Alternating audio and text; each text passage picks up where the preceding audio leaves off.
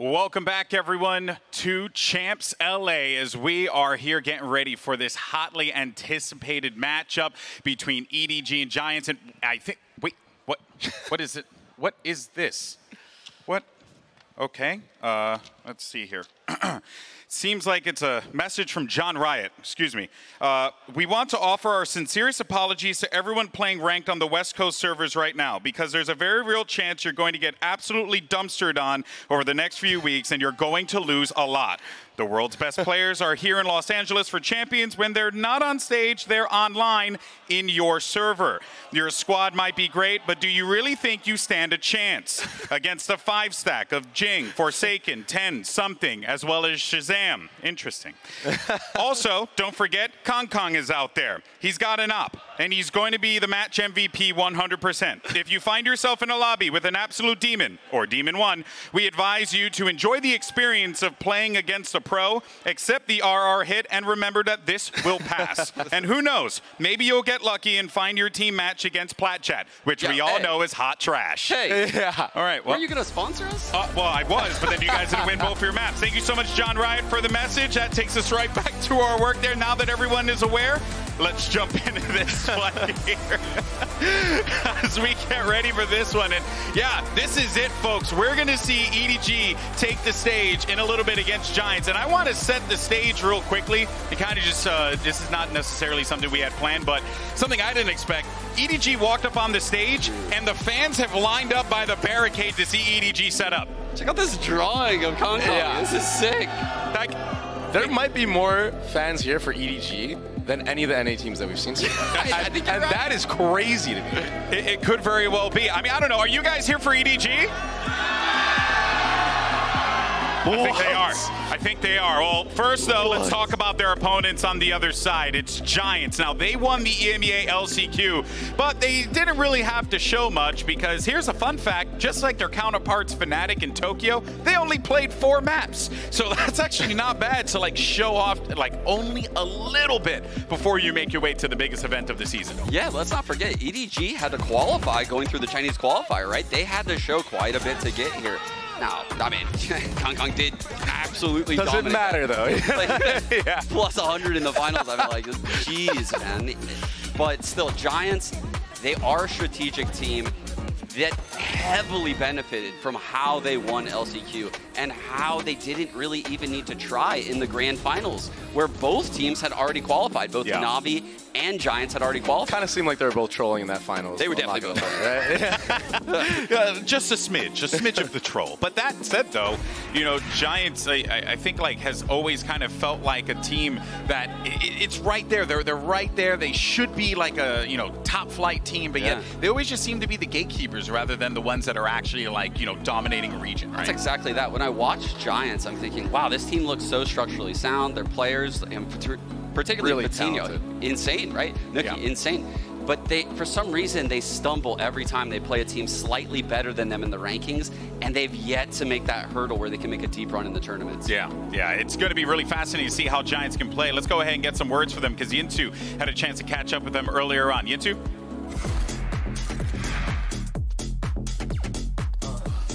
All right, my friend, welcome to Champions. Welcome to Champions. Now, a lot of people are very, very excited about EDG and Kong. So tell me something that people should be excited about Giants. Maybe something that's even better than EDG?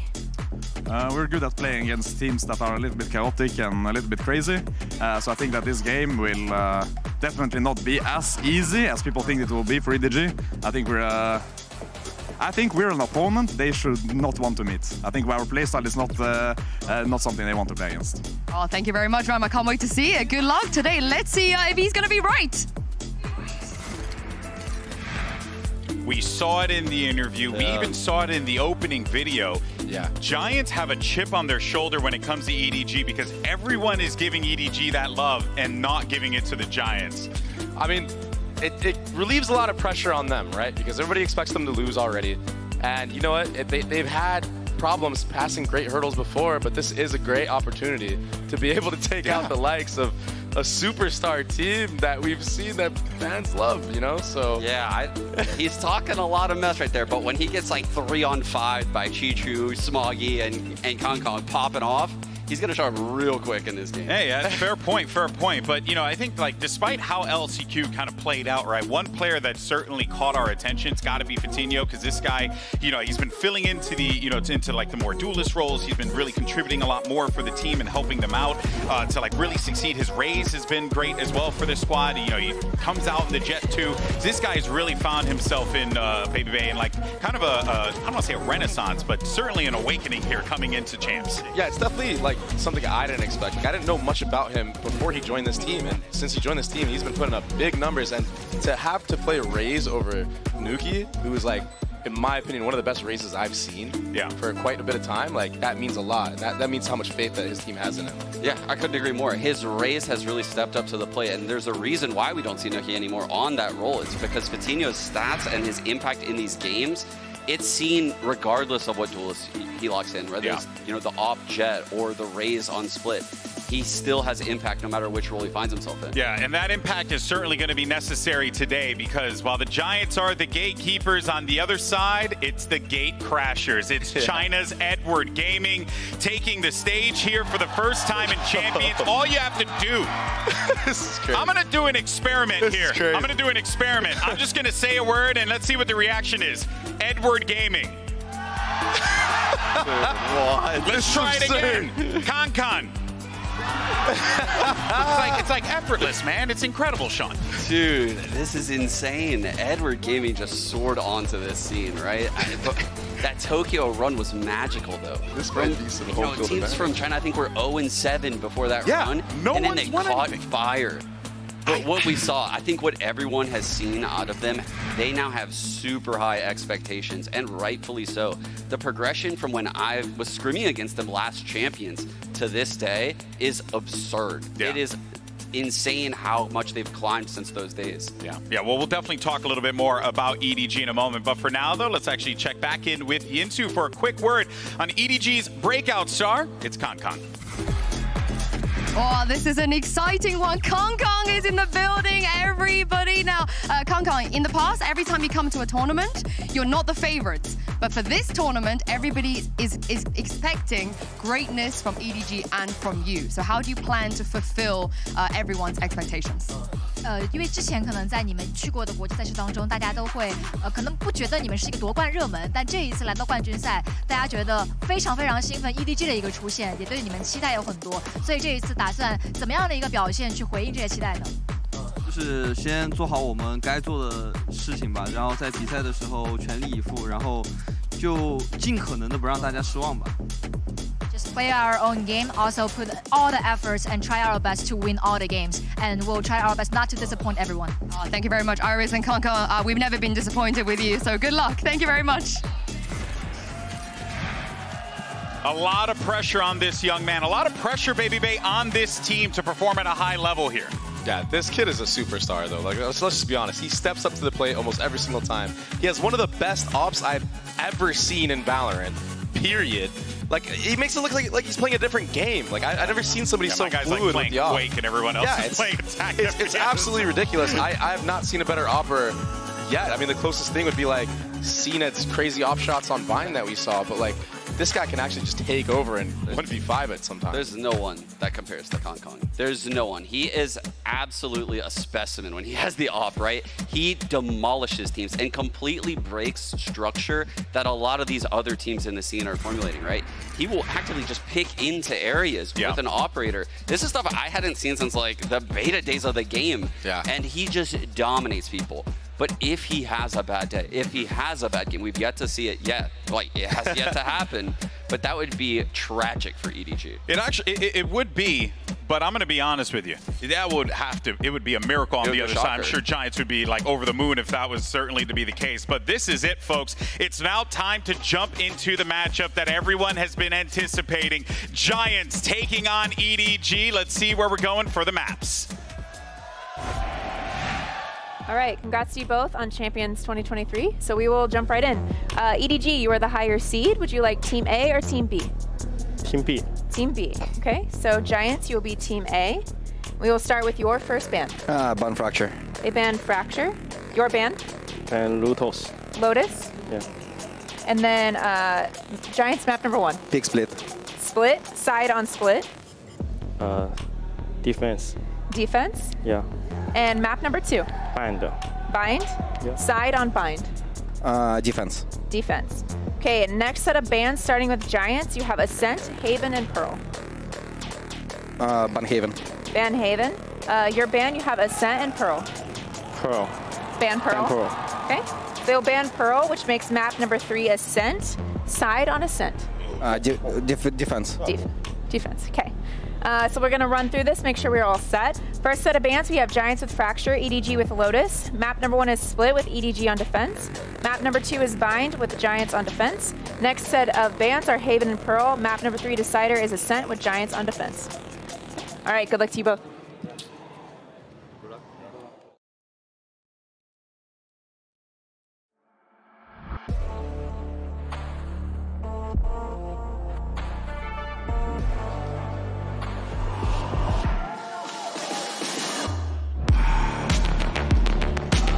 Giants.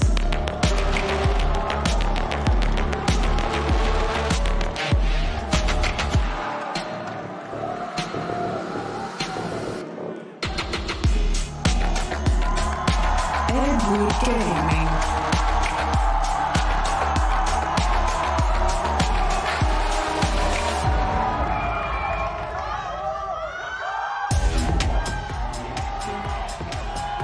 This EMEA squad has a chip on their shoulder, but honestly, I don't think EDG gives a damn. This is going to be an excellent matchup between a team that is hungry, ambitious to try and shut down one of China's greatest exports, and an EDG squad that could very well shock the world here at Champions.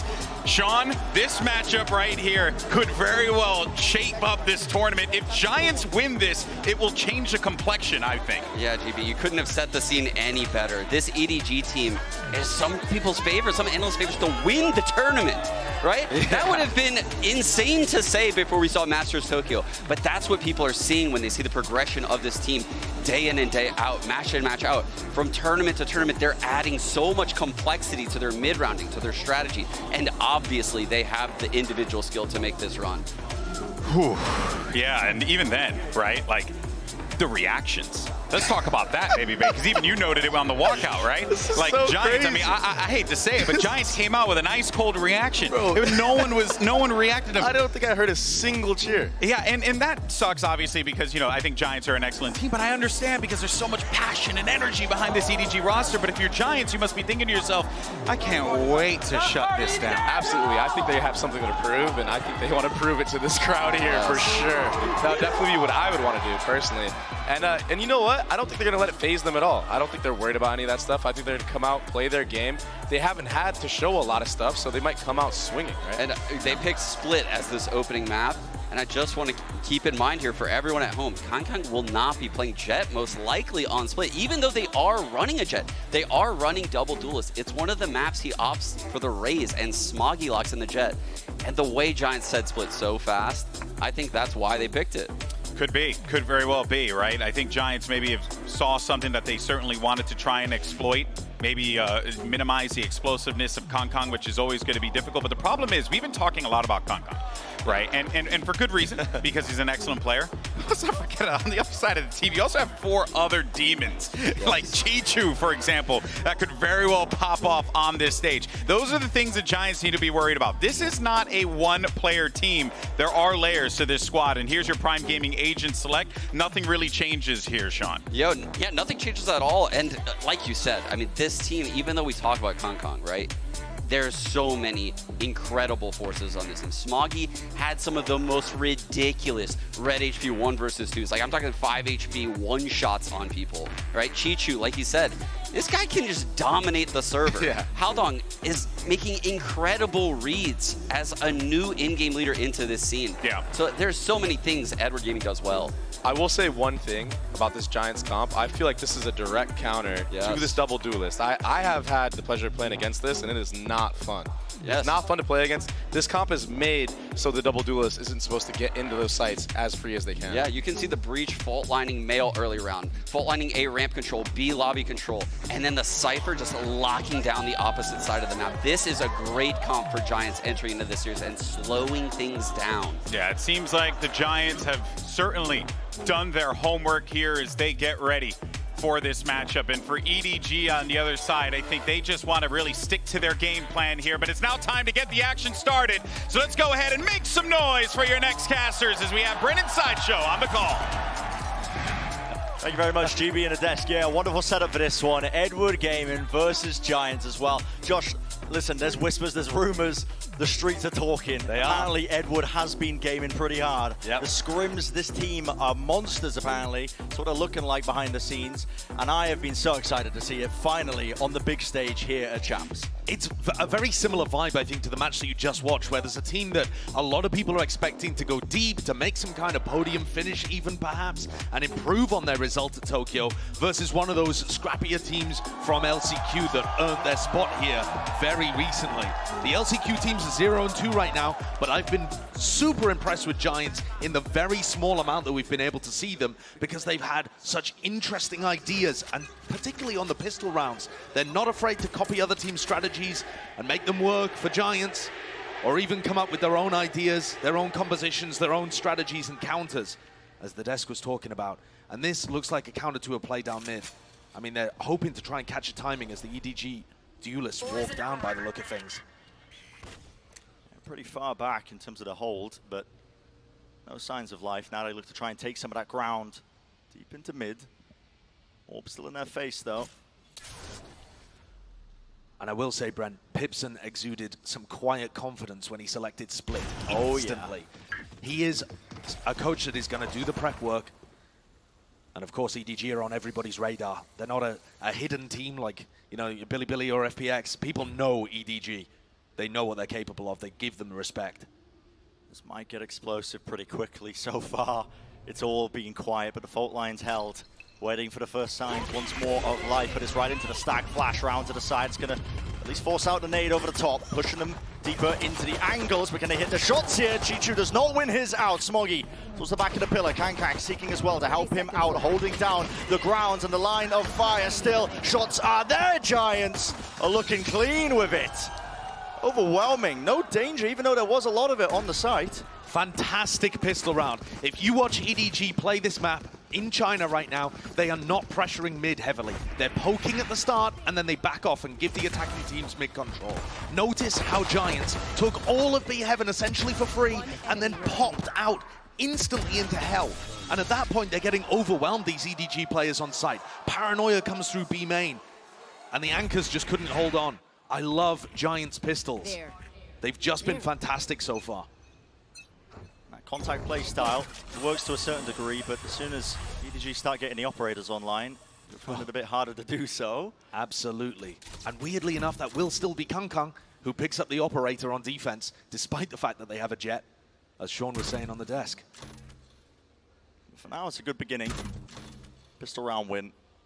Trying to get something else going. Still, you know, see it slow going at the beginning. Giants not willing to give anything away. Pretty much an identical beginning to how they started the pistol round. Absolutely true. This time, though, not saving the util. Just going to use the dog to clear out. They're worried about some kind of stack. You don't often get trap plays happening in mid. It's pretty much just the Astra Star and the Raze nade, but you can tell that that's not down. But Giants are being very cautious here. Trying to be diligent, clearing all of these areas where somebody could be in wait with a shorty or a stack of players. And here we go. Big flood and amount of util being used to clear that B Heaven position. They haven't actually spotted a soul yet. EDG still holding their grounds. No one wants to budge at all. Out of these spots, though, will any kills be found? Yes, with the right clicks. Crossfire setup. It's Classics online. And just like that, it crumbles. Hoodie. He's left to pick up the pieces and maybe salvage, maybe forge something out of it. Weak enough. Kankang will fall down. Certainly winnable. But now the advantage, I mean, it's on the complete other side of things. EDG, there's no time left in this round for Giants. Look at this, Hoodie. 10 seconds Oh, he's left. dropping down, making so much noise. All you've got to do is run around the pillar. Nobody's just avoiding it. The dog, the trailblazer misses! What? No way! What? What a horrendous mistake by nobody there using the Trailblazer. If he misses, as he did, then you don't get the stun, and Huddy just runs onto you. What a way to play that instead of running around the pillar there. I think he'll want that round back. All of the good work that EDG did, Haodong tucked in the corner, and nobody from backside finding another kill with a classic. And it's one little doggo that ends up making the difference. I mean, that's brutal. What a way to play the clutch situation there, but that is wiping the sweat off the brow, I think, for Giants. They got away with it. Yeah, reflecting on it, of course, you know, it was an eco, but it should have been an EDG win. And that, by the way, exactly how the NRG Bilibili game on Split started. With the Chinese team being able to pick up that second round eco. Could have been a mirror image. And instead now we get Giants with a really odd-looking bonus round where they have a Bulldog and a rifle still, but it feels more like a hero rifle in an eco. I mean, just completely missed the timing there. Look, they get the again, info though, in mid. Look at how much they are disrespecting mid. Giants know that EDG are not defending this. This is heavy VOD prep. Or at least until Kankan gets the op. Then he gets posted there most of the time. But here we go. They've already gained all that space for free. And now saving all the util in the back pocket. They can start to use it to flush out this site. But they're not actually going towards the site. It's the spawn that they're really directing their attention to. A smoke to try and cut them across, but it dissipates. Pressure on Chichu. Chichu. Open, yeah, but here's the pressure into the corner. Chichu cannot land the shot. Does not survive. And they have swarmed the position now. Post plant, still Cloud, he loses his duel. Not going to have heaven control for them. Nade and a flash over the top, out to the side here. Elbow's been cleared out. Edward Gaming, EDG not wasting any time. Straight into the fray here. Satchel to set up the easiest kill of his life. And just Nuki left alive. They both died to one body shot from the Sheriff. Not planted for him, that's the problem. And Kankang's doing a fantastic job of just delaying. Close, honestly, considering the weaponry that Giants had there, it still got very close for EDG. It's the duelists that carry them through towards the end, though. Smoggy and Kankan coming out with some huge duel wins. Specifically, Kankan onto Cloud in Heaven. Ended up being a round decider. But I think Giants have got the right read of things here. They are taking a ton of map control at the start of these rounds for free. And EDG, are they going to respond at some point? Are they going to realize that that's an issue and have Kankan and Chishu fight over it, perhaps? And break it.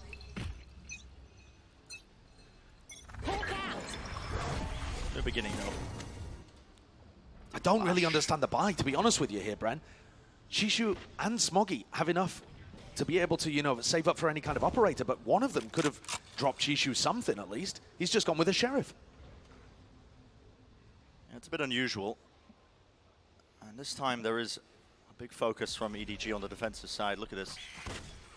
A lot of bodies. Flash actually did not get any indicator that somebody's in ropes. Actually, two players. I mean, we can see this. And now there's a collapse. Here's a brawl that's about to take place because trying to contact in, it's just going to be the gun duels taken straight up. Finally, utility being used, but on the tail end of it, just to try and save a couple of the players and remaining members. But it's a duel. The way this ended up falling, EDG are the ones favored. But it only took 3 rounds of Giants contacting up mid for EDG to already decide to shift the pace and fight them over it. So that's a great response so quickly. It's one of the things that Edward Gaming do incredibly well is learn from their opponents and come up with good ways of countering them on the fly. Got much better at that since getting the experience. 30 seconds left. Theft. Positioning. Definitely What going a to be play. noted. Yeah, Smoggy close to this corner. They are still creeping up into B Heaven. There's only 20 seconds left though. Time will start to become a problem, but he just mistimes it. Dropping down, Nuki wins that fight out. Every day of the week, Haodong towards the back though. They need to deal with him still. 11 seconds left, he needs to survive. It's lovely discipline from Giants. Face it together, bring it to a 2v2. Nuki is taking risks of his own. He's caught Chichu. Out in the open towards CT, Kankang last one left. And he's not gonna know this. Yeah, not watching in the right direction for it. Giants. Well versed in this, man. Yeah, they have clearly done their homework. I mean, just specifically, the way that they're contacting around the map is so precise. They're crouch walking in B Heaven because they know that the players are going to be anchoring from sight and they don't want to be seen in that sight line. I mean, it's just ridiculous. They've got such a great idea of how they want to dismantle this defensive side from EDG. And presumably, because it's Giants map pick, they were happy with either side here, so they might still have some great ideas, even once they move on to defense. EDG knocked down onto an eco round. Yeah, right back down the weaker weaponry. Smoggy does have the knives. Could get something done with this one, but you can see the same approach to this for Giants. I mean, they're not really rushing into anything. Heavy conditioning for very slow beginnings, but now they're going to burst out. It's a flash repeat. Shot to the corner just in case. Now backing away. And that flash was not to try to get into the site. It was just to push people away that might be trying to play for B main information. The Giants are really trying to play the map control game right now. They haven't left anybody in B if there was a re-clear of Garage. And EDG have stacked 4 players to defend B right now. So you can see Kangkang, Haodong looking for more info as the rest of Giants just walk up mid again. And yeah, no flashes. Online for nobody, so he's not going to be able to gather any information, but he hears all this now, dropping down into the ropes. Chichu, again, under an immense amount of pressure, has to anchor this position. Holding it onto the heaven angle. Showstopper, it connects, it's good. Coutinho with a great opener. Rolling Thunder's going to be used at the back end of it. Nobody's behind them, though, and they do not have a clue. Quick reactions from Hoodie. Enough to contain, to push it right back as well. Double updraft play. What an angle! That is nasty. It's the most to do for Smoggy. He'd have to pop off. It's a 1v3. Smoke's still in his face. You know exactly where he is. His position was known. And the camera as well. It's just holding the walkout. I mean, there is no reason for anybody to Hoodie's swing. holding a paranoia, yeah. As soon as he hears or sees any sign of it. And they've got orders Yuto to delay. Who's next? It's Rhyme with the fault line. Yeah, there it is.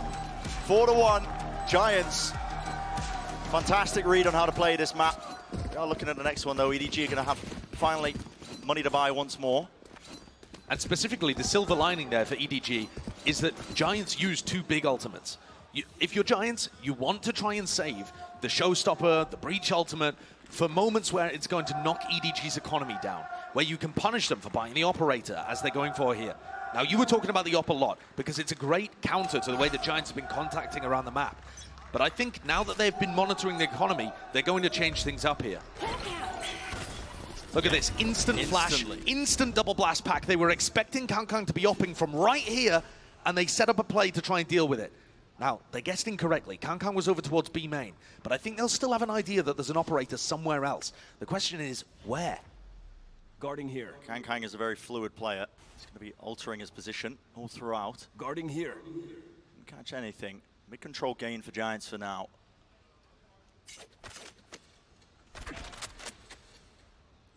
Not too much in the way of utility to really push this back, but looks like the call was made for Giants. They're going to fake some presence into B Heaven. It's a flash. That does push Smoggy away. Seekers are well timed here. And they are fully grouped up, though. That's all going to go down to a single spray. That's actually quite poor for EDG. They're not really going to get too much concrete information. Now the Trailblazers come through. This really does feel like a bit of a B hit. There are no bites on this, though, from EDG. Still anchoring towards the back. Only 2, though. Yep, only 2 players. And Kangkang's going to have to go huge, Brent. And he does have the Showstopper. Despite being stunned up, there's still some damage here. Ult in his face. Lets the rocket rip over the top. And no real damage, no kills done yet. They don't know his positioning. Him and Haodong able to really answer back for Tinho. It's a great way to make your mark noted. Just on the server, but still, this is all EDG. They're finding their own way into this. Picking the timings well.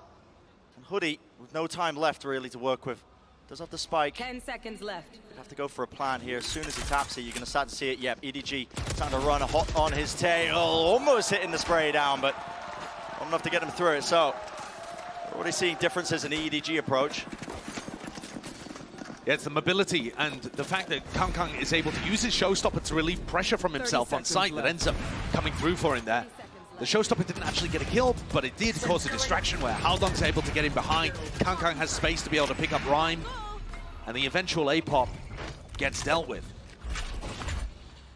Now that they know Kangkang has an operator again, what do Giants go for? This early round idea is not going to be as effective until they break EDG's economy. Fast would be made this time, anticipating that he could be there. They've gained control of it early. You can see that this is a clear game plan. I mean, as soon as Kangkang has money to have the operator, they're trying to take fast map control at the start in areas where he might be opping. Picking B main here, perhaps, because that was one of the areas that he might have been at the start of the previous round. But Kangkang swapped it up. He's over towards mid, which is where they picked in round 6. He's such a menace to deal with. Desk was touching on the fact, you know, you double initiator. Now they've spotted him. That shot. Nobody's holding the flash here to pop him back onto the angle. Yeah, and he's back there, tucked into the corners. Vitinho waiting for a counter flash play. Look at Cloud. He's holding one of his own. What the trigger will be off of that. Just a boom bot. Fakes the presence. Time might start to become a bit of a problem here. Giants have been running the clock down. But there's excellent information from Nobody. He's used his Trailblazer and a flash to confirm that there's nobody over towards A. EDG can stack 3B. They're really trying to go for this one. I mean, they've got the spike in their hands, but they don't have control of B Heaven when they're just dumping all their util through. It's contact plays up into B Heaven. Slight angle and adjustment. It's there. Flick of the wrist. Good movement with the satchels. Kang just getting back out of it, but he's blind once more. The initiated util of the Giants players just too damn good. And they're barreling right onto the site. 12 seconds. Gonna get the plant down. Spike plant. Using the clock as such a resource here, Giants. It looked dangerous with only 30 seconds left, but the execution was perfect. It's explosive. Cam spotting it out, doubled up from EDG. Here we go, flash, dodge, Nuki. He's holding the crossfire setup. I mean, the first kill's there, but they are lined up for him. Slam dunk. 5-2, Giants coming up with clear preparation. Game plans for the operator. The thorn in the sides, the amount of hype coming out, you know, Kang is this big game player. And the damage that they did in round 6, plus the round win just now, has knocked EDG back down to an eco. And that resets the entire game plan. No longer do Giants have to worry about the operator. They don't have to go for these aggressive plays. They can revert back to plan A, start contacting around the map, and punishing EDG for not playing around mid enough. This is going to put some serious stress upon After, the coach of EDG. He's got to figure out what Giants saw in these VODs and identify EDG's own playstyle weaknesses live as it's happening. Yeah. This is always the issue with teams that have found success running a particular plan. What happens when teams are studying you and you have a target on your back? Do you have what it takes then to adjust? If you're familiar as well with Giants' game, you know, you've been watching them in LCQ, you're probably screaming at your monitor right now, saying, well, I mean, we kind of expected this. They are, when I think of Giants, almost like a mini Fnatic in terms of the preparation they put in. A lot of thought into their setups. Maybe that's also partially because they take a lot of their setups, but... Well, that's the thing, though. Giants have a reputation of taking other people's kind of compositions, other people's strategies, but I think back to the quote, you know, a good artist copies, great artists steal. And I think that goes for Giants. They steal little pieces of other people's ideas and put them together into really solid game plans. I know for the people out there, if you've ever tried replicating some pro strategy in Premier or a ranked game, it's not as easy as just picking the right comp and going for it. Trust us, it is not easy at all. You've got to understand the real core of why things work, and that's one of the things that Rhyme and the rest of Giants, Pipson as well, have gone a long way towards kind of building up the foundations of their game. Yeah. While we're on the half by round for EDG, cage triggered. Not as much danger into this one. I mean, I've got to sing the praises of some of the Giants players, I think, as well. In terms of utility, Cloud and Rhyme, especially when Rhyme's on the breach, their initiated util is fantastic. They always pick the right timings for it, able to follow up and set up their team. You can see the dog now getting a ton of information. They know that nobody's here. I mean, Cloud in particular, I think, is one of the most underrated players that we have at the event. Everybody from EMEA, you know, everybody that's watched Cloud singing his praises repeatedly, but he's never really had that enormous success at an international tournament that would get the hearts and minds behind him in the same way that EDG have quite clearly captured hearts and minds coming into this tournament with their Tokyo run. This could be their stage. Let's see, Andy Flash Blade dropping down. He's able to collect so many of these kills. All going his way. The space created. Howdong seemed aware of it, yeah. Expending the Cypher ults, yeah. Love that as well. Rhyme goes for the final kill. That was the ult point that he needed to get the Rolling Thunder online. The small things, that's now going to give them an additional tool to work with in this eco pivot round, where EDG can get knocked back down to bad weaponry. And what better tool would you want to deal with a potential op on the side of Kangkang than a Rolling Thunder? The Giants are coming ready. The question for me is, have EDG adapted? They took the time out before an eco round. What's the adaptation? Well, the purchase the operator once more. It's going to be located into mid, while the rest of Giants, yeah, it's Bursty. It's a flash, a satchel, getting some of that control of a ramp. Now Trailblazer just getting a little bit deeper, gaining that ground and control of it. Still got Seekers available to him. Rolling Thunder, that's going to clear out into the site. Smoggy is really in trouble. Has to dash to get back. Kang. He pounces on any sort of chances. EDG just raining in the bullets. The attempt is there from Giants. Bit of an evacuation attempt. Hoodie, the TP towards the side. Ryan was still locked into the corner, but he is cleaned up anyway. Even it down to just the one. Nuki alive, and they know surely they definitely do now. It's a 1v2. Good movement to isolate one of those fights, but no, Chichu wrapping right behind with the backstab. And so, able to steadily get these rounds going. And that's not the value that Ryan was looking for with the Rolling Thunder there. He was hoping to catch people on site that were hard anchoring. And instead, everybody from EDG managed to get out through the smoke and screens. So, didn't really find the value that they were looking for from the Breach ultimate, and EDG hold on with Kang pushing through a smoke in heaven to get some value out of the operator. This is still going to be a very good half, though, either way you slice it. And another few rounds to play for. 3 of them where EDG now looking like they want to challenge aggressively over towards Garage. This is different. A trap play, looking for someone that was going to be fighting there. Hoping perhaps to catch Fatinho, going for that double blast pack. And look how quickly that's put Kang on a deep line. This has to be anticipated, though, and expected. Far back positioning by Hoodie. His job really just to contain this. He's pinging it out like there could be a push attempt. He's actually lost line of sight onto that angle, but Giants don't really have too many concerns of that. Again, as soon as they clear out mid, realize the operator isn't here. Now they work their way down, making a tiny bit of noise, but let's see if it's heard as a reclear by EDG as well. Look at this, fully grouped up right behind them, and Chichu's job just to really contain. Lay it down to snake bites now, a bit of fire. The flank though, the flank, right behind them, and that's what I was calling out earlier. EDG, they have taken up all that space, and they are not aware of it. Haodong shuts that down with the util out in their hands, and they are putting the squeeze right onto them. Fatinho! How on earth has he done that? That is ridiculous! There's no world where you should be able to get even 2 from that spot. Show me that again. How has he gotten 4? He's Show stuck. me that again. He is stuck, completely isolated on an island in a heaven. What was this? Yeah, that's insane. Oh my Holy. God. Play of the tournament, I think, there. So far, at least.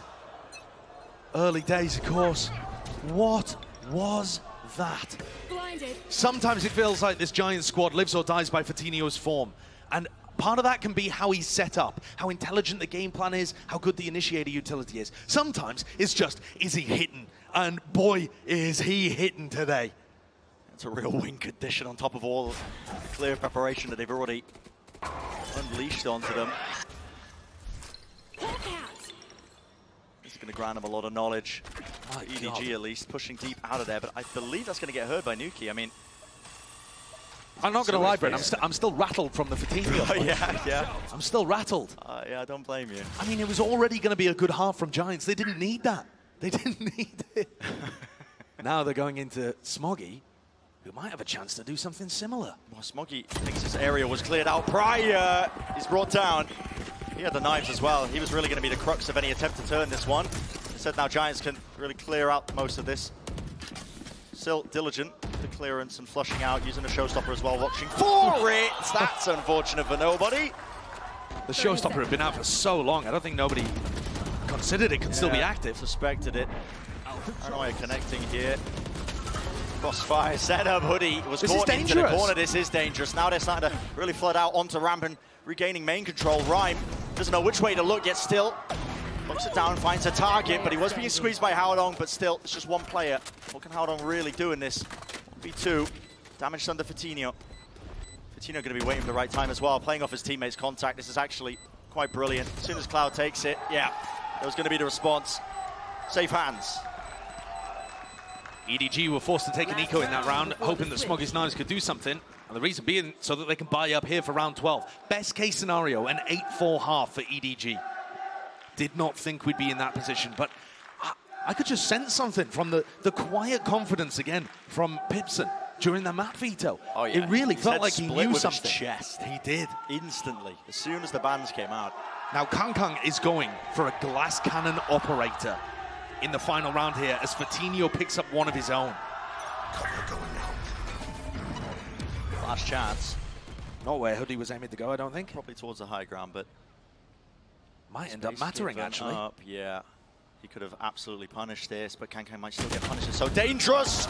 Damage done. There's no way you go for the repeat, but listen, he's never lacking confidence, is he? And that was with no armor. I mean, all of the damage that goes through the wall there is even more impactful in that kind of situation.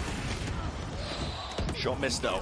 This is a EDG looking to try and take matters into their own hands here. A lot of util being used to clear this one out, though, by Giants. Pushing them back once more. There's still a minute on the clock, and they do have that player advantage, so don't have to worry too much. Nobody forced to use a flash. He's concerned that he lost control of ramp. And the mid-fight's coming through for EDG, but so late in the half. Chishu's done a great job there of picking up Nuki on the other side of things, who pings out the positioning of the defensive Viper, and Giants are going to call for a push through B. They should be able to get into the side here, but time down to 34 seconds. Oh, Alon's dropped down. Smoke popped up. Here's the flashes close to the corner as well. Paranoia is excellent. The movement. Fatinho all the way into the site. The fault line on top of it. Nobody can do a bloody thing. EDG are just sitting ducks right now. Corralled onto the point, onto the site. It's going to be an easy plant. Chichu late to the party. And again, it's a difficult scenario. Has to clutch this one out. And Giants, you know they're going to be playing that properly. Swinging it together, counting it down, and it's a 9-3 half. That's what we're looking at, not for EDG, but for Giants, who have come into this with all the preparation in the world. My God, what a half from Giants. And preparation, I think, being the name of the game there. Their game plan was so sublime. I mean, going for the contact play when Kangkang doesn't have the AWP, and then speeding it up when he does, and making sure he couldn't find any value. Kangkang is 6 and 10 right now. Show me another half where he's done that. Yeah, let's send it down to the desk to talk about it so far. Appreciate it, fellas, and wow, Giants look good as they managed to hold off EDG 9-3 and look fantastic doing so. We actually do have some highlights to break all that down because it really felt like, Sean, Giants came into this with a game plan, and that game plan's working. Yeah, and this Rhyme on the breach, I felt like he was so important with his utility, right? The fault lines pushing off Kangkang from a lot of those off angles. The second they found where Kangkang was on the map, they would immediately pounce on him. They wouldn't go the opposite way, which is something we saw a lot of in Tokyo. They actually overwhelmed him with a lot of utility, and this just shows how drilled Giants were entering this map. Yeah. Yeah, absolutely. Their spacing was on point. They're getting these trades on site, and like you said, their whole game plan is to counter him. I feel like they find him, they util bomb him, wave after wave of util. You know, you have the Omen flash, you got the Sky flashes, the breach stuns. Yeah. It was beautiful, and man, that Fatinho. I'm so glad you mentioned it because we got it lined up. Here it is once again. Look at this. It was an impossible ask for him to even get He's two. aimbot. He gets 2 and then turns it into 4. That's crazy. Just throw the grenade. You know? It's just wild, man. Every kill comes from a 90-degree flick. That's so insane. I've only seen one other player do stuff like this, and I told Sean earlier, it's like my buddy Corey, who's like, he's a fantastic gamer, but I didn't realize he had it like that. That was I didn't realize Fatinho was like that, man. Yeah, he literally shut down the comeback too. Yep, that's right. Brendan Sideshow noted they needed that round, or else it would have been on a bad buy, and then lo and behold, they're on a bad buy after that one. Must-win pistol now for EDG, in my opinion. Yes, I couldn't agree more. This pistol is going to be so important here for EDG. We'll see if they can pull this one off, and let's send it back over to Brendan Sideshow. Thank you very much, guys. Yeah, it's always the danger. You know, you turn up at these big events as well, you make a deep run at things like EDG. It does put a target on your back. It gives your opponents tape to work off. And to be honest with you, I think Giants would have put this level of prep into any of their first-round opponents. Look at the different setups that they can run here, too. They have cam contact, and then Rhyme can go for a stun. I think the desk are absolutely right. This is a must-win pistol round for EDG, and yet the pistol rounds have been one of the areas in which Giants have demonstrated their prep the best across their win in LCQ, and the first one that we saw here today. It is silence out there. Oh, yeah. Entirely. I mean, almost to the point where they're just AFK. I mean, they're looking back and forth like, okay. Do you smell a tech pause? I smell it. I smell something. Yeah. We're in sewers right now. Smelling something.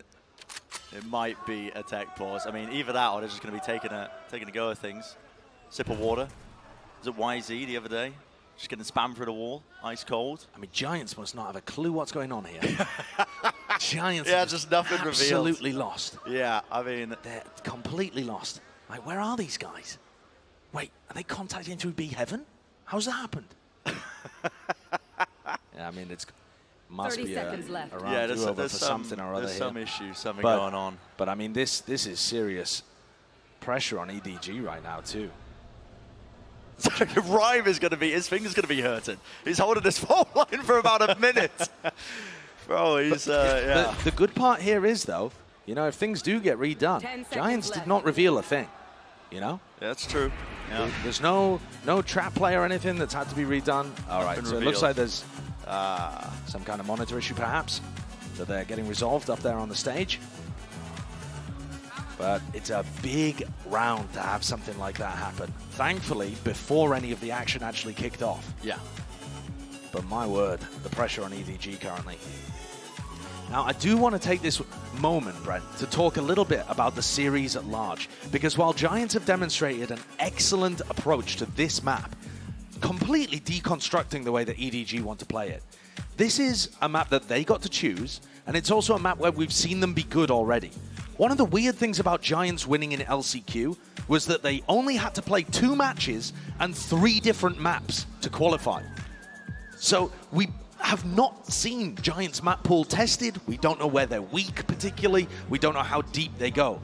They haven't played. They've played Bind once this year, and it was with Cloud playing Yoru, trolling with their compositions in the finals of LCQ because the seeding, as far as they were concerned, wasn't as important. Yeah. And Ascent too, we haven't seen them play it in a long time. They didn't play it at all in LCQ. So I really don't know what to expect from Giants as they get tested later on in this series. It was imperative to me that they start out on a good footing here with a map pick, with some anti-stratting. And I think so far they have delivered with this 9-3 half. The goal here for Giants to be able to deliver a big upset is to close this one out and find some kind of similar win on Bind or Ascent wherever they feel the most comfortable. Yeah, absolutely. You've probably been piecing together the clues as well, watching the camera. So there was a monitor issue. I believe it was Kang Kang. And so we're getting that solved very quickly as well. We'll see the pistol round replayed from the beginning. We'll be getting into that one. This is nice. Little Cypher Cam. I like it. I like Dropping it. down. I completely agree with your prior point. I mean, you start to get worried when the cam pings someone, though. Yeah, yeah, that's when you get in trouble. That's when you're concerned.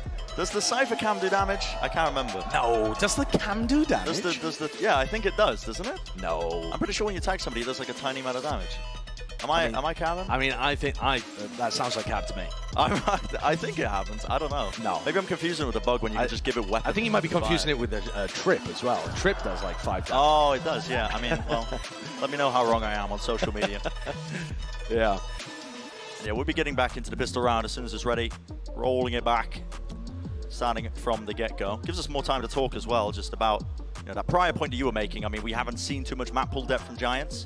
We haven't. And on the other side of things, EDG are in a very different psychological position right now. Yinsu discussed it a little bit when she was just talking to Kang Kang at the start of the day, when they arrived.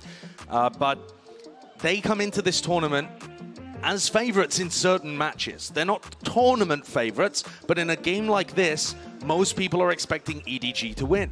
And that puts different amounts of, not necessarily pressure, but different expectations on your shoulders. Like you said, a target on your back. And remember, this is the squad that has broken the glass ceiling for Chinese Valorant. They smashed through it at Tokyo, got the first win for China on the international stage. Then they went on a run. Billy have followed up here at Champions immediately. Thank you, EDG, for showing us the way, and have come out with an upset win of their own, which is another big deal for Valorant in China. The sky's the limit past that point, but I mean, there's a lesson to be learned with a lot of teams, I think, when they head into these tournaments. When you're the underdogs, it's much easier. You go into it, That's what Nuki said in the press conference. He likes being the underdog. Yeah, because the pressure's off your shoulders, right? You know, you don't have the expectations, the massive expectations. For EDG, it's much different expectations compared to when they were playing in Tokyo to now. Now, you know, they're looking to try and break the previous ceiling that they set for themselves, trying to get a top 4 finish at a tournament, maybe even go all the way. And, yeah, different target on your back entirely. When I see the crowd as well, so amped up about EDG, I think part of that is the run that they made, being able to make, you know, joint 5th, 6th place at Tokyo's. Very, very good performance. But part of it's this guy right here. It's Kankan. yeah. And it's the flashy playstyle with which he plays. And he got completely shut down in the first half. He's one of the players that I'm going to be looking towards on the attack side to open things up. Not necessarily attack side opening, but combining with Smoggy and being able to get those entry kills, rifle in hand, finding that impact. He can choose the areas of the map that he fights over. It's less easy for Giants to funnel him into a certain position, but they do have a ton of utility to stop them kind of bursting through the choke points. So he's going to have challenges, but I think a player like Kankan, it kind of relishes a challenge. Oh, yeah. Wants to live up to it. He's already made a name for himself. We'll see if it keeps going as well. Hopefully getting back into the action soon enough. Luckily, it happened on the pistol round as well. Yeah, quite a nightmare trying to recreate that scenario. Yeah, I mean, the pistol round is extremely simple, extremely simple. You know, in the press conference, the EDG, I think it was their coach, could have been a player, was asked what their expectations were, what their hopes were after making such a good run at Tokyo. And EDG said, we're looking at minimum to be able to replicate what we did at Tokyo. So 5th, 6th finish, you know, deep, but not a top 4 spot, not a podium spot. And then at some point, maybe we can push things even further.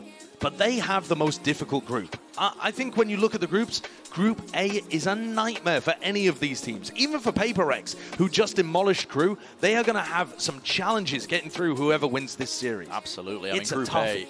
Group of Annihilation is what I'm looking at, honestly. There you go. I like People have been saying Group of Death. No, no, no. It's Group A, man. That's what you're going to set your sights on. Anyway, we're going to need a little bit more time to get the server ready and started. So we're going to toss down, actually, to an interview with Kangang that was recorded earlier. So take it away.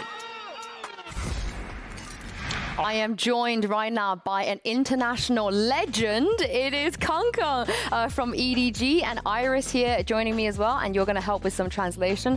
Thank you very much, Iris. Now, the first thing I wanted to do, Kankan, is to show you a clip of you, because at Tokyo, you'll remember this, you did something that was so incredibly cool and cold, and I want to know, Kankan, did you come up with that yourself? How much did you have to practice, and why did you do that in that moment? 其实我记得他这一分是 T1 连续拿了我们很多分之后，然后我持了一把狙，然后拿了个3个击杀嘛，然后突然当时就终结了他们持续的连胜。我当时就觉得我应该站起来做一些庆祝的动作嘛。然后在比赛前，一村老师跟我就是说过可以做这个动作或者什么，就告诉过我，但是我当时一直没有去做那个动作。但是突然那一瞬间，我就觉得，哦，那一瞬间我觉得我做那个动作一定会很帅，就是那种感觉，然后就站起来做那个动作，然后就呈现了现在这样子的感觉。Well, because at that time, I believe it was the game when we were playing against T1, and T1 was taking points consecutively. So I had operator in that round, and I had 3 kills. So after that round, we successfully ended their win streaks at that moment. So I felt like that was the moment probably I could do something. And before the matchup again, our photographer, Itsun, told me that maybe you can try to do some like ceremony thing during the matchup. So to be honest, I didn't plan to do this during the matchup, but that moment just like overwhelmed a little bit. So I stood up and did that ceremony thing. Yeah, I also like how you said you look cool, because we all agree, right? He looked really, really, really cool. And I also wanted to ask you a little bit about your family, because I know your name, your in-game name, you took your brother's name as well, and I know he came and watched you when you were doing qualifiers for this tournament. So talk to me about how much it meant to you, and how proud do you think he is to be able to watch you compete and also do so well as well? 就首先我认为就是他们就怎么说呢？我觉得他们自豪肯定是十分自豪的，而且就是能感受到他们之前做的那些给我的希望、给我的动力是没有白费的，我没有让他们感到失望。然后就是我看到我哥坐在台下的时候，其实我就有感觉，心里面就觉得我是有2份力量的，就是我感觉我在台上的时候不仅仅只有我，而是我哥哥好像也在我身体里面一样，就是有2份力量在同时去做这件事情，就是感觉特别的兴奋，特别的幸福吧。就在比赛的途中，我不仅仅感受到了快乐、兴奋，我还感受到了我十分的幸福。所以说我就会越来越努力，就拿下那个冠军，这种感觉。I can tell for sure they are very proud of me, seeing me perform really well on the stage. And I can say that I didn't fail their hope, their expectations for me. And also, to be honest, when I play on a stage, I feel like I'm not the only one who is fighting on the stage. There's another person, which is my brother. Like his energy is inside my body, so it feels like I have a combination of me and my brother together, fighting and playing matches on the stage. It's a very exciting and happy moment, like the feeling for me. Also, it kind of motivated me to push me forward and to become a better player. Thank you for sharing that. And lastly, very quickly, Kangkang, you have a lot of international fans too. Is there something that you would like to say to them in English? Yeah. Thank you all of guys who support me or support our teams at Champions. So I will never let you down. Gotta love him, Kangkang. Yeah, I mean, just the story behind his alias as well. Carrying forwards his brother's alias, you know, a big supporter for him in esports and competing in general. It is such a sick storyline, and we will be getting started momentarily as well. Just the final few checks, making sure that the monitor's all ready, of course. And that's the thing, Kangkang actually hasn't let anybody down at any point in any tournament yet. As Sean was saying it earlier, what happens if he doesn't have a big game? What happens if he doesn't have a big tournament? It's not his individual issues that are causing him to be 6 and 10 right now on the scoreboard. It's the fact that Giants have come up with a game plan that effectively neutralized him in the first half.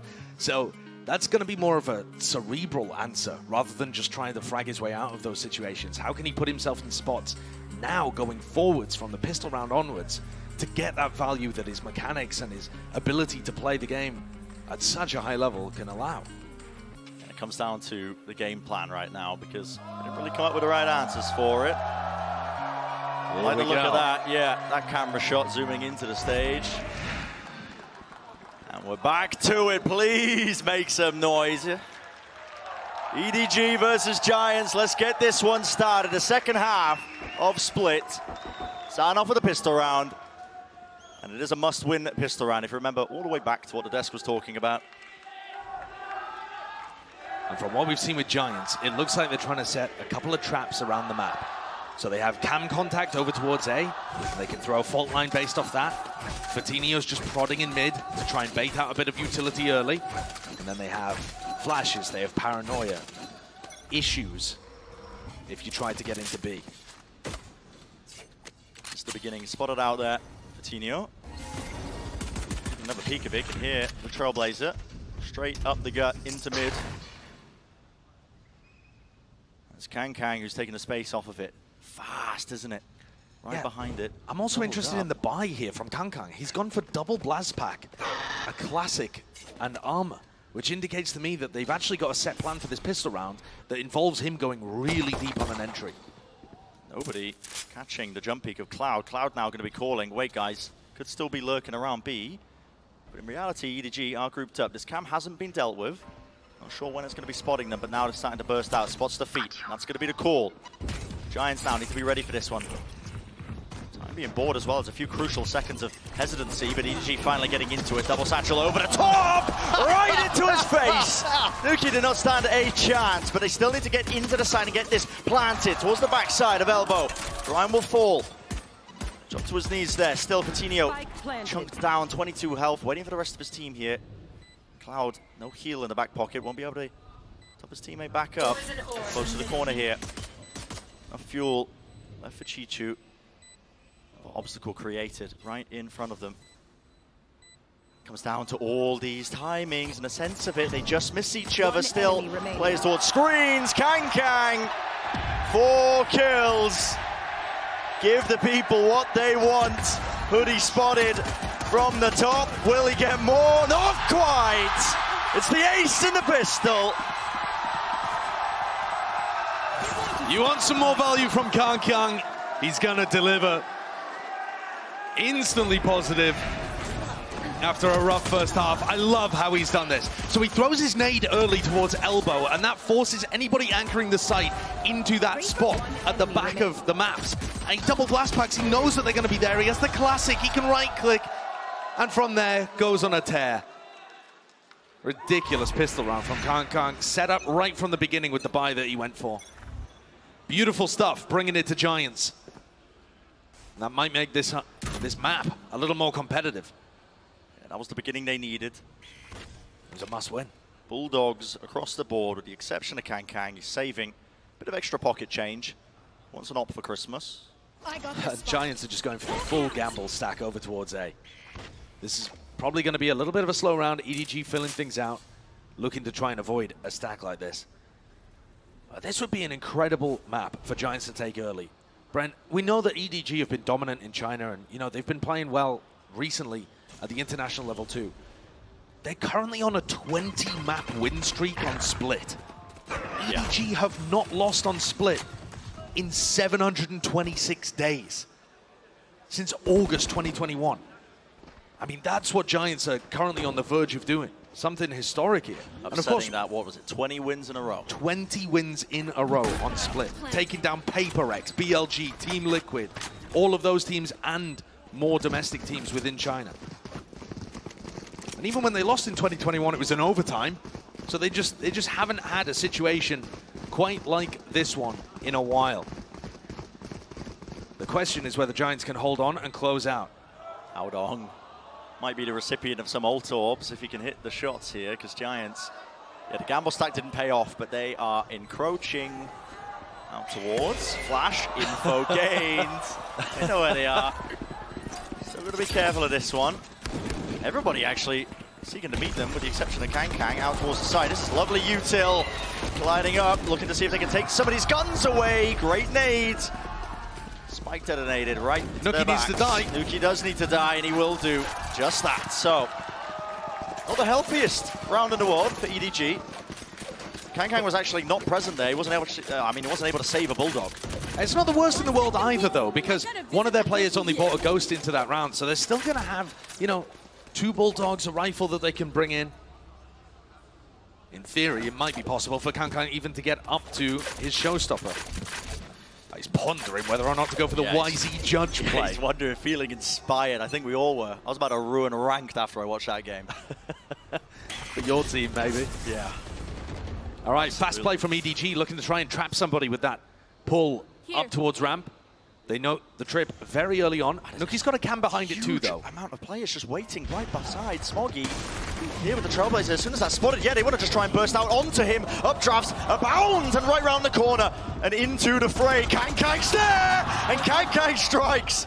The duelist duo, not only grabbing the 2 before only falling down, but mid, complete control of it lost. EDG were quick to just take up all of that space once more. Now the trips are tripping them up, but only for a second here. Now they can start to get themselves into the site. The peek attempt by Nuki. Will he get the kills? He will not. Bit of a whiff there from Nuki. He had a chance to make that round winnable. And this is a massive bonus. And this is what I'm talking about. It's one thing to go up significantly against a team based on prep work and having great ideas, hitting great form. But you still need to close things out. And giving EDG a bonus round here off the back of essentially what was a failed punish. Again, the idea is great from Giants. They know that when they use a dog like that and they use a pull, there's going to be a player inserted and posted on A ramp. So they use their own utility to try and clear out Smoggy. And Smoggy ends up being like a little piece of worm on the end of a string that just pulls him along. He is. Yeah. Pulls out the utility, pulls out the attempt to just clear him out of that position, and lo and behold, there's Kang waiting with just the Judge in hand as well. They double up. Get the team the advantage, create enough space as well. They just worked their way all the way through into mid. And suddenly, This economy blooming for Redwood Gaming. Yeah.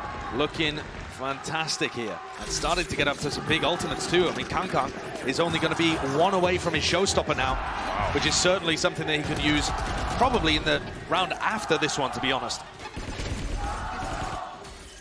Enough money for Kangkang as well. You were paying attention to the economy situation. He had, I believe, 6K in the bank. And yeah, purchase online with the operator on. God, see how this one started plays out. already. There's going to be players right in front of him. It's a clash and a brawl for B main. What util will be used to try and set them up? It's a TP across with the dog, and Giants have gained control of that one early. It's going to be called out. They spot too many players, not too sure. But the angle's lost by Kangkang. He will still be pushing up onto it. A tap onto the orb. Vitinho is trying to bait it. It's narrow. That's very close. And the confidence, how bold Kangkang is to reclaim this space, essentially all on his own. No, he's got no util really to set this up. Look at this. I mean, he's just clearing the corner of a classic. Yeah, but that's given his team so much control. There's a lot of squads that would have just respected the fact that Giants have presence in the garage and chosen not to challenge that for the rest of the round. This could still go wrong though. There's a Paranoia being held by Hoodie, and he's at the back of the site. A nade, still waiting, and a rifle in the hands of Vitinho. There's the flash, missing that initial shot. Paranoia was sent flying. Another smoke as well to set this one up towards the back of the site. Hoodie is staying alive, but not for long.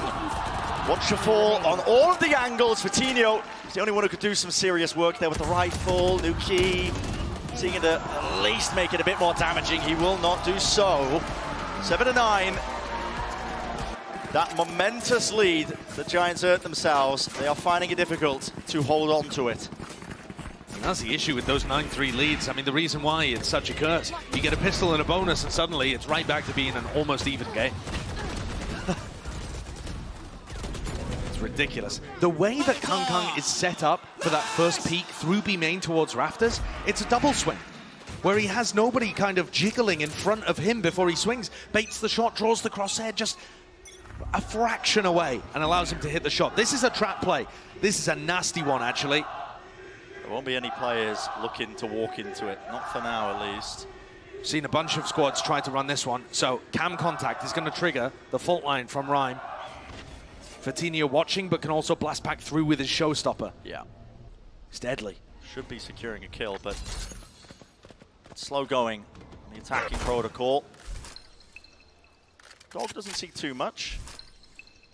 But you do see Vitinho and Rhyme for a moment there glance over towards A-Ramp just as the Viper ultimate, as the Viper utility was cycled, making sure that they aren't getting lurked up on. There's no threat there. The question is, does EDG fall for this? They're walking into it. It's not the cam that sees the toes. They can't do this if they go towards B Heaven. Smoke in their face, propped up here all the way to B Heaven as a showstopper right behind! Vitinho with the triple! Unreal. Nasty surprise, and now heads on a swivel. EDG do not know what to do. It's Haodong. He'd have to ace. 30 seconds left. He gains this space, but Cloud right towards the back. Yeah, shuts it down. Prime Gaming flawless. All weapons intact. And you couldn't ask the trap play to work any better. It wasn't off the cam's contact there. It was off noise being made in B Heaven, and Hoodie shoots the Paranoia that forces people back into Mail and back into the rocket. I love this from Giants, I really do. It's all prep-based, isn't it? It's just lovely, lovely planned. It's all facilitated by, the supportive players. Been singing the praises all day long of players like Cloud, Hoodie, and Rhyme, but Paranoia is the util. It's been very good. Blinded. Stem the bleeding for now. EDG looked like they were really on the cusp of equalizing in terms of the rounds, but now it has been slowed down. Still enough money to buy, though, for EDG. Wall dropped. And not just buy. Kangkang has another operator. Oh, the jump spot. Nuki! That's brave of you. Facing into it. He thought he'd be favored. He just shouldn't be able to hit quick scopes like that. But he's so consistent. It's ridiculous. Never seen anything like it. Sean was talking about it on the desk. There's a player in his type of form, Vitinho. He needed to answer back, and he does, with Smoggy falling now. But Kangkang's right there, taking up the space, and they're watching for all sorts of pushes. Haodong still slowing it down, still not shying away from this fight either. Seekers pointing directly to where Hoodie is, spamming it down, sidestepping the spacing, good enough, but still there's a smoke in their faces. Uses the TP, and he will Get out of dodge, Hightail out of there, survives, and buying time for the rest of his team. But this is still going to be a very difficult 2v3. They have Fault Line and Paranoia.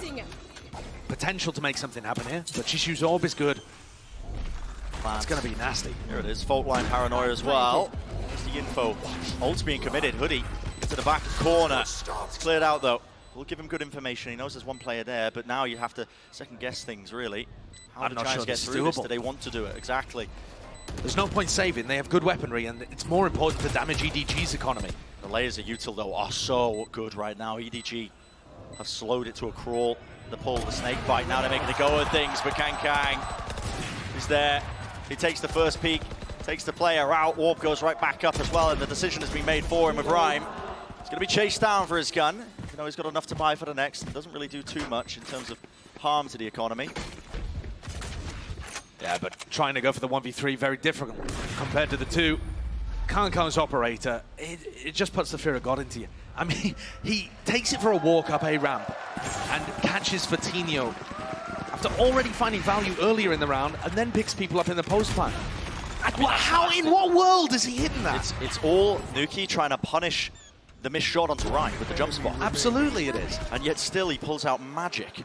I mean, in theory, Nuki is favored there, but unless he hits the headshot instantly, Kang is so talented and is just, it feels like he's figured something out about the op that nobody else knows. I mean, he's just got the timing on those quick scope shots down to a T. Yeah, like nobody's business. Here we go.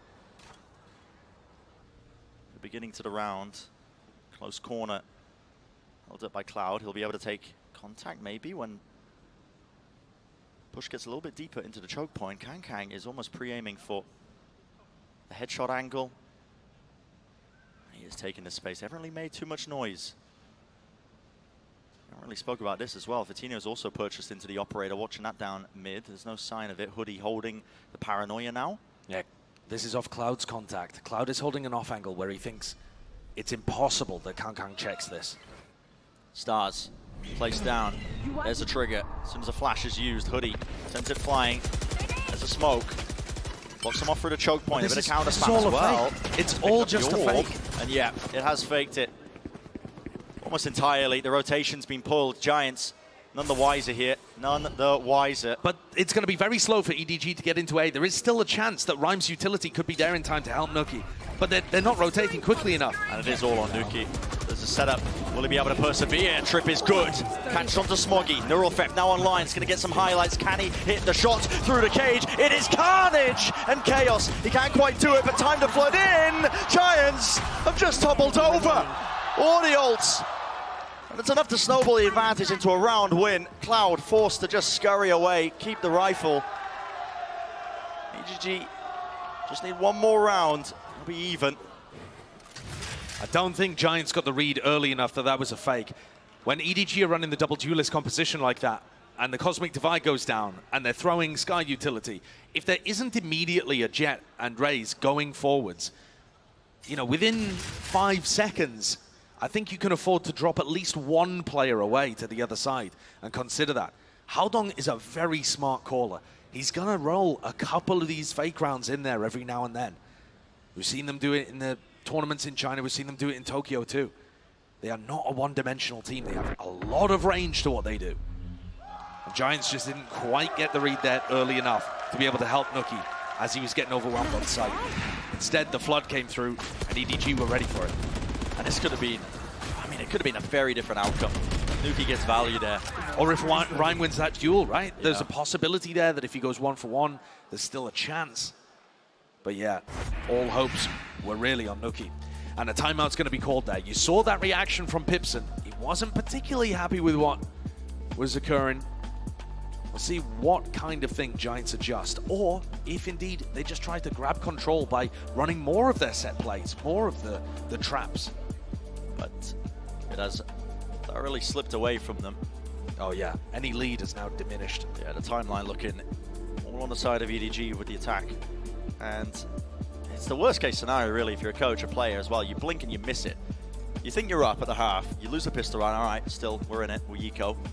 Okay, fair enough, you lose that round. Then you lose the bonus, and then just begins to snowball out of control. Before you know it, you're sat at the precipice now, where what was a very solid forward lead is About to be evened up. And this is where the mental game comes through, too. Because despite the fact that Giants are up 10-9, it feels like you're losing. Because you're losing your grip of the advantage that you already had. Exactly. When the game was paused during the timeout and you were feeling great about things. And the flux of emotions, you have to make sure you don't get washed away. All this with Vitinho really hitting. I mean, still a top performer for their team.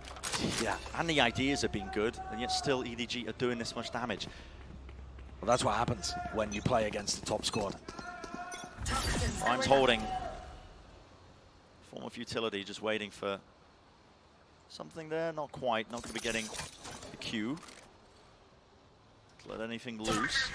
Still slow going, and it's going to be the case quite often, you know, when Kangkang's got the operator on the attack side.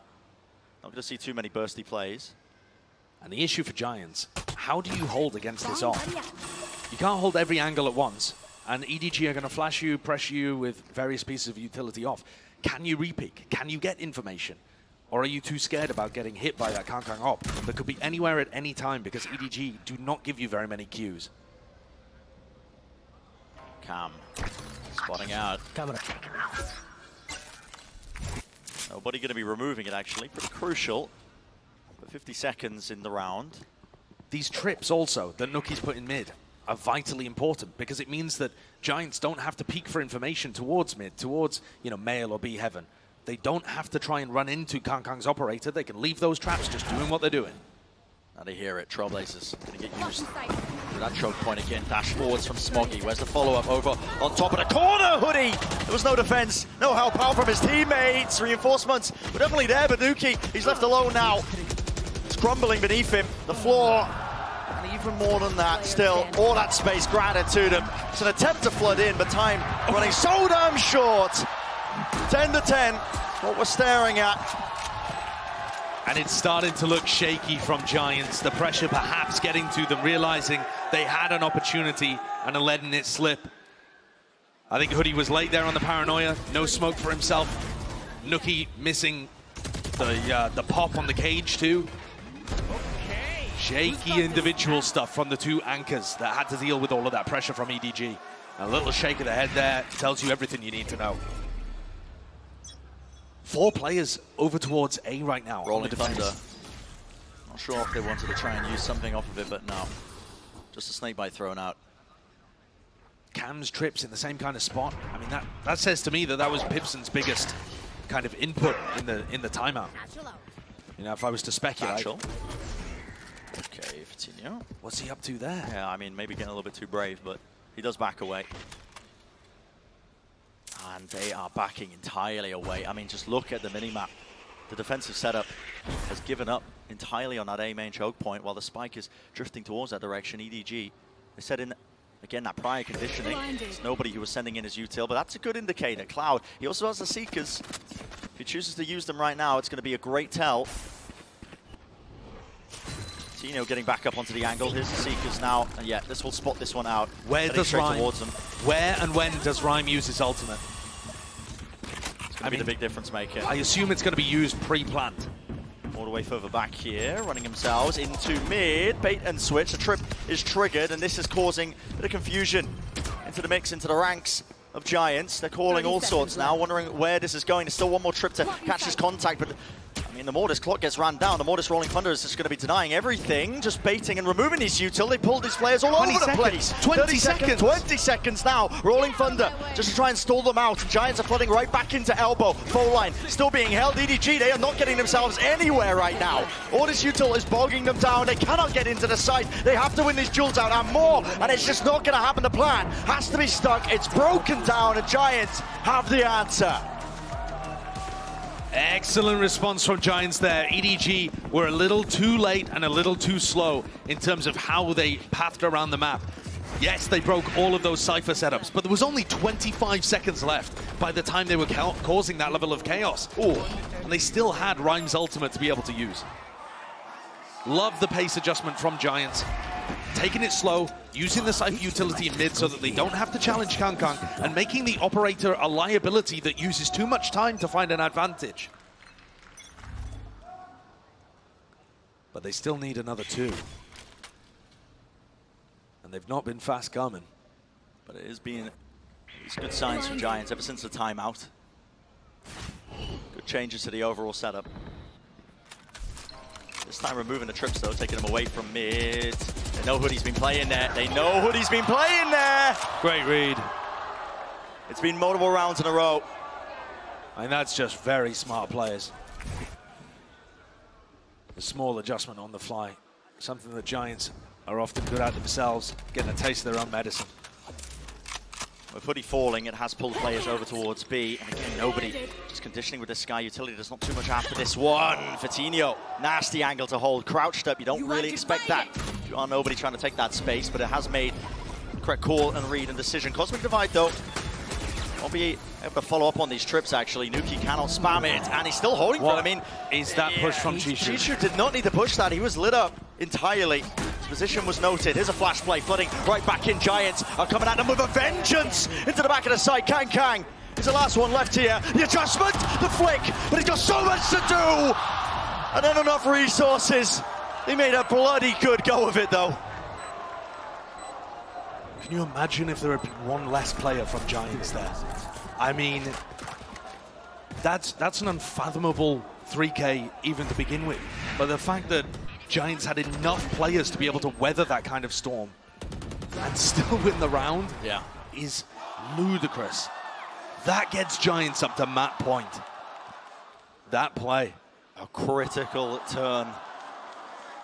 And a critical error as well from Chishu there. I mean, throwing his life away for no reason. Completely going agree. through his own Cosmic Divide. I think he got scrambled. You know, he's inside Smoggy's Cloud Burst, getting caught, I believe, by the trap wire.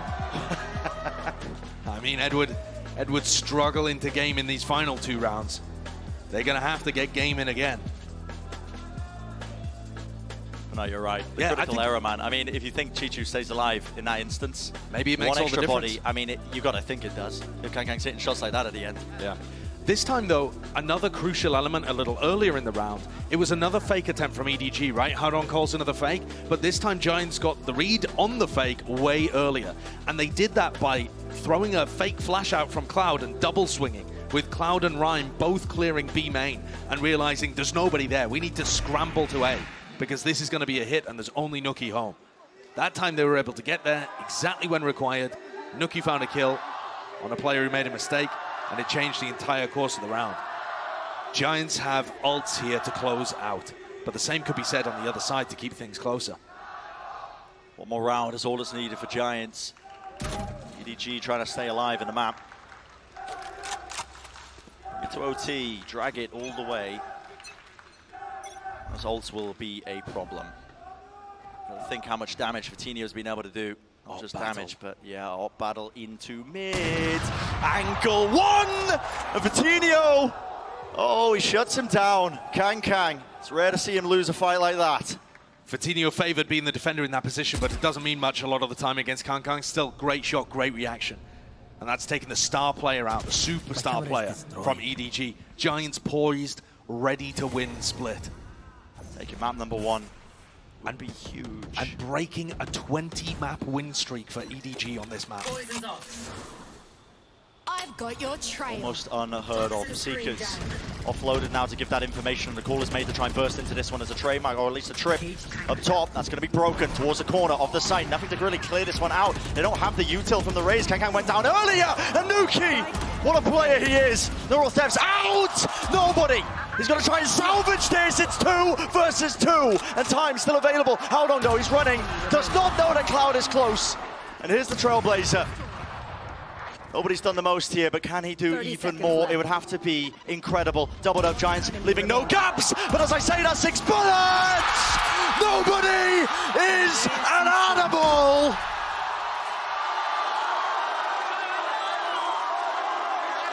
What a moment for Nobody. What a moment. The fake tap and the swing. The Red Bull clutch is just ludicrous there. Absolute ridiculous moment. It looked like Giants had everything wrapped up. I mean, it wasn't just what Nobody was able to do, but Howdong finding a pick on the other side of things. The momentum swung so quickly. Insane. Hoodie's got a sheriff. Yeah, we're seeing the battle take place, aren't we? Out towards it, risks need to be taken. Vitinho's pushing into them. There needs to be the trade. There is, but as backup, Giants have stacked this one hard and fast. Kankang's only got the judge, for God's sake. Caught into the corner, the Cloudburst and a nade, trying to bail him out with the snake bites, but it is all over the place. Pandemonium at its core, and it's left down to this. Players are done, damage is done. Can they collect the kills? Cloud was too weak. It's a scramble. It's absolute chaos in the final round of regulation. 2 versus 2 though. Not pulling the punches. There's no disguising where they are landing. Hoodie, 22 health. He gets a kill. Spike drop down. It's all up to Chichu. Overtime or a map win for Giants. And Giants more than favored now. Set up for it. They know where the spike is. Nasty shot. Doesn't know where Hoodie is. No gun picked up. Orb placed up. He has time. 40 seconds. Slow it down all the way. Oh, it's dropped! And Chichu, it's the back-to-back Red Ball clutches. We are going to overtime.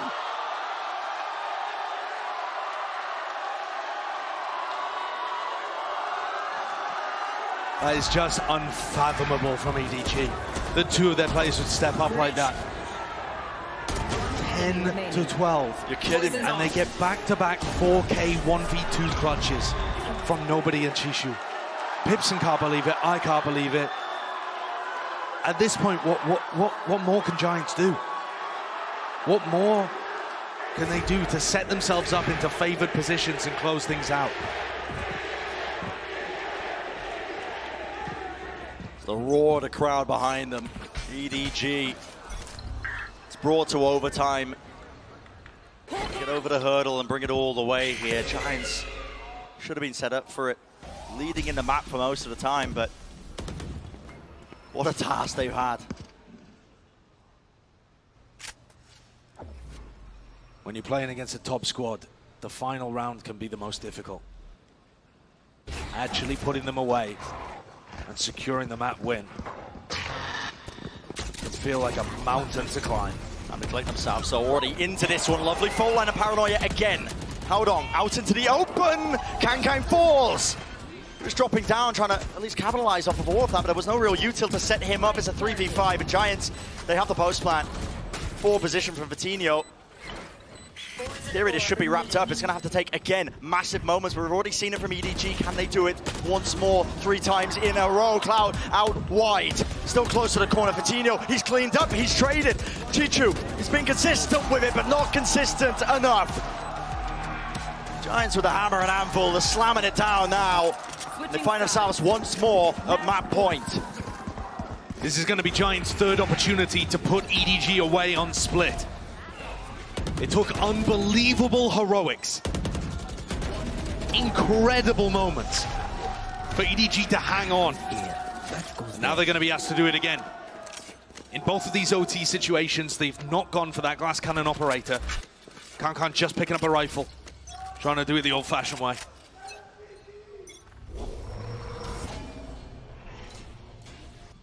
This is great as well from Giants at the start of this round. They've smoked off towards B, faking garage control. Let's play. Somebody's contact some form of it. The util, the dog actually does connect there. They throw something else into the mix. He had a nade. Clears them all the way out. So an attempt of a trap play. Foiled ever so slightly. Still some slight damage being done, but Cypher setup still intact. The rest of EDG making their way to A. Can Giants get the read? Or are EDG going to have a site here that only has Nuki and Rhyme defending it?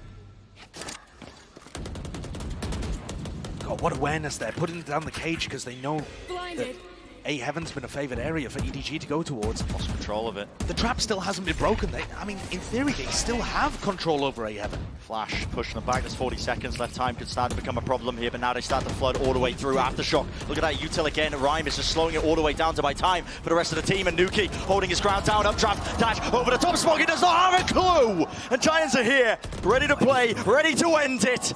It's 2 that left to stand. EDG, they can't withhold it. Surely not. Nobody in Chichu. Bullets running out! Not again! They're not winning their fights, but a spike out in the open, and Heaven Control is still there for Giants! No way! Cloud falls! It's up to Hoodie! Denied it! Spike there though, picked up, and a plant. Down for nobody. 1 versus 1. Stay alive, TP, Hoodie. Down on the ground, a flash, no connection, paranoia either side. It's all about timing, and nobody wins it. I can't believe what I'm seeing here, Bren. Another 4K, another clutch. They won't go quietly into the night. Every time Giants have an advantage. EDG respond. EDG are going to take a tactical timeout here. I mean, what is the coach going to say? Just keep clutching, boys? Yeah, I mean, God knows. It's just impossible. It's absolutely impossible what they're doing. And you just think it's not possible. I mean, I'm staring at that situation. 2 players left alive. They're out in the open. They shouldn't be favored in any of the fights they're taking. Yet somehow, winning it out. Multiple rounds in a row now. Think about what this is inflicting on Giants as a team. We're going to another round of OT. It's a timeout call, and you can feel it. Look at that. I mean, Pipson, he's got more than a few words to say. And that is frustration showcased. You know, there's a couple of ways that you can approach this mentally for Giants. You can think to yourself, we've been in control the whole time. We were up 12-10, we're up 12-11, we're up 13-12. We've always had the opportunity. They've not had a single map point. We're eventually going to win this. That's the optimistic way of looking at it. On the other side of things, you can think to yourself, why can't we close it out? What's wrong with us? Why do we keep peeking? Why are we throwing these opportunities away? It's all about how you frame it mentally, and that's going to affect how you perform. Kangkang has the op. He's on the other side of the map. Not a factor. For a fast player, looks like, yep, setting themselves up for it, aren't they? Satchel is going to cost once more. Damage is done, though, for Tinho. He's dropped to 70 health. There is a heal online. Bring him back up to full with armor. Still, Cloud clearing the way. Trailblazer getting a lot of information here. EDG looking to still hold on to that A Heaven Control, using util of their own now. It's traded back and forth. The smokes, flash in his face. Smoggy, great disengage, staying alive for now. Looks like the hit's starting to come through, but EDG, they still have players ready and waiting. They're gonna have to find this one with raw firepower. Giants finding it a difficult task to chew through, or are they? Rhyme has found his mark and found more than that. The plant starting to go down. No one watching that corner. Spike, it's planted. Smoggy's there. Only with the shorty though, not enough to get the job done once more. 14-13. How many times are we going to find ourselves in this position? This time, though, team leader IGL Rhyme steps up, delivering some gorgeous shots. That 2K in heaven onto Kangkang and Haodong is beautiful. And look how much it's hyped the squad up. At some point here, it feels like Giants are going to break through. EDG have had ridiculous individual multi-kill rounds to keep them from the brink of losing Split. But EDG are determined to keep this streak going. Determined to stay alive in the map. This looks like a bit of a trap setup. You can see Rhyme potentially holding a fault line towards mid again. It's on Cloud and Fatinho to hold contact. There's no cam there. It's not as beautifully set up as the last time that we saw this. No showstopper to follow through with as well. But it's still dangerous. It feels a bit more cobbled together, but like you said, still dangerous. Maybe enough to get them over that finish line. They've been desperately hunting for it. Nobody's job. Spot out the setup. See if he can see where the camera is. Doesn't see it through the wall. Nuki, it's an off angle. He sees it away. Reaction to the side. Nobody's there. Oh my God. Nobody is here to stay. The A side is his. The call is made, but guess what? No intention of EDG. They've contacted all the way through into B main. It's still being watched for. Giants have absolutely caught him out in the open, and nobody left again to do so much. He would have to ace to keep the map alive. Can he do it again? Surely there's no chance in hell. Seeker's pointing into a direction, opens it up, 1v1. Where's the last player at? Seeker pointing him towards it. Into new box, 14 bullets, but still 30 health. And Fatinho finishes the job. 4 kills again and heartbreak for nobody. Giants eventually get it done. but it took everything. Giants came in here with an impeccable game plan. VOD review prep, Fortinio dropping 34 kills. All of their players hitting a 9-3 half, and they couldn't get it done. Still pushed all the way. Map 1 is wrapped up. That's only just map 1. We're going to go to a break. On the other side of things, plenty more action. Don't go anywhere.